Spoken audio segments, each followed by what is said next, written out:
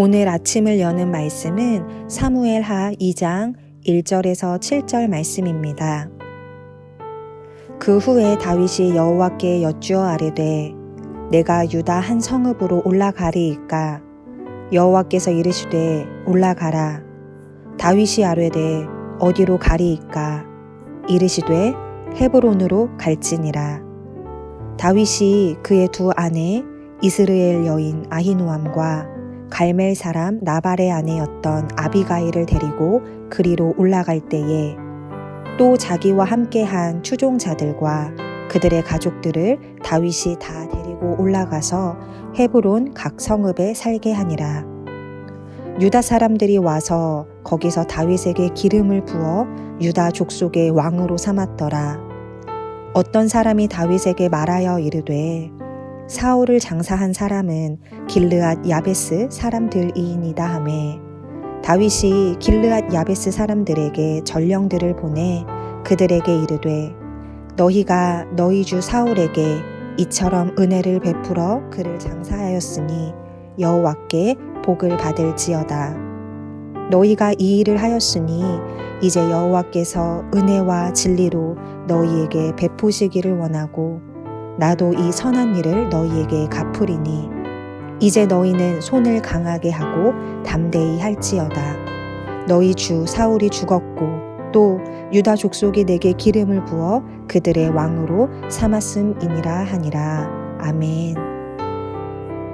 사무엘하 2장은 다윗이 유다의 왕이 되고 사울의 아들 이스보셋은 이스라엘의 왕이 된 이야기, 그리고 이스라엘과 유다의 전쟁 내용을 담고 있습니다. 다윗은 마침내 왕으로 즉위하였습니다. 이는 다윗이 하나님께 이스라엘의 왕으로 선택을 받아 사무엘에게 기름 부음을 받은 지 무려 15년 만의 일이었습니다.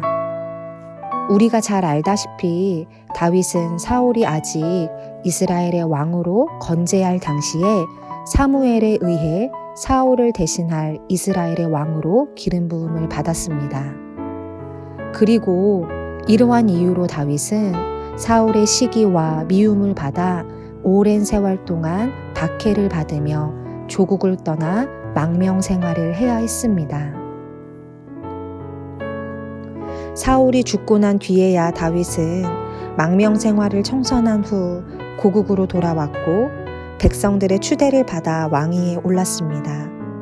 물론 이전에라도 다윗 자신이 원하기만 하였더라면 자신의 박해자이자 정적이었던 사울을 제거하고 왕이 될 수도 있었습니다. 그러나 다윗은 고난과 아픔 속에서도 오랜 시간을 참고 기다렸습니다.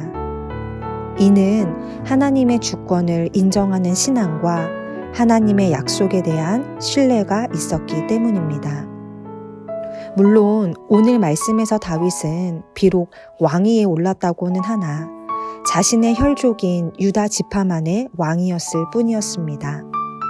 이스라엘의 다른 지파들은 다윗을 자신들의 왕으로 인정하지 않았습니다.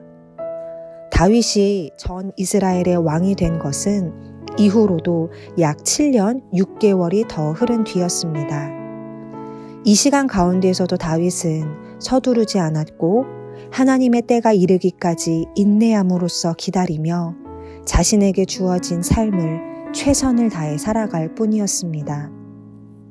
1절 말씀을 보시면 다윗은 사울이 죽은 후 고국으로 돌아가도 되는지를 하나님께 묻습니다.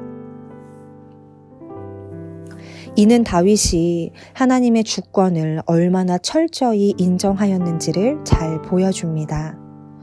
이러한 다윗의 모습은 사울의 모습과는 명백하게 구분됩니다.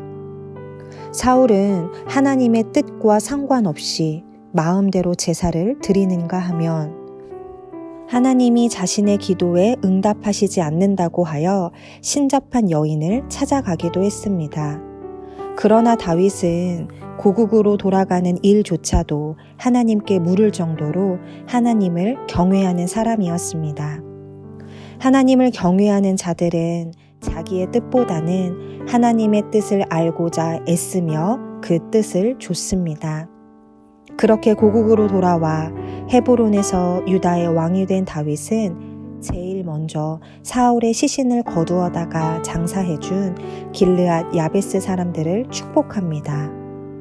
6절 말씀에 보시면 전령들을 보내 너희가 이 일을 하였으니 이제 여호와께서 은혜와 진리로 너희에게 베푸시기를 원하고 나도 이 선한 일을 너희에게 갚겠다고 이야기한 것입니다.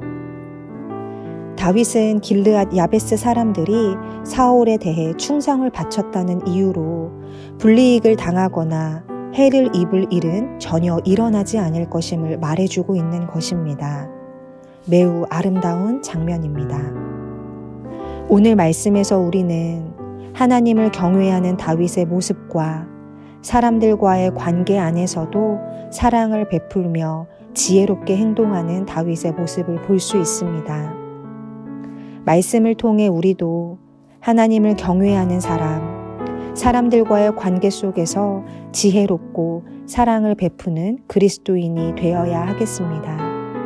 이 시간 주님을 경외할 수 있는 겸손과 하늘의 지혜와 온전한 사랑을 구하며 오늘 하루를 시작해 보시기 바랍니다.